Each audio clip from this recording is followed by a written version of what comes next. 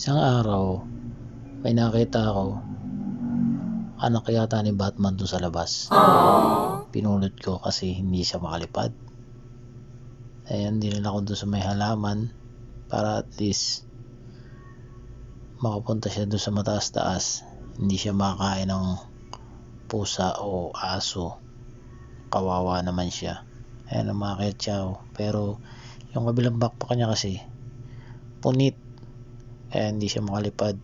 Sinusubukan niya lumipad, hindi talaga kaya.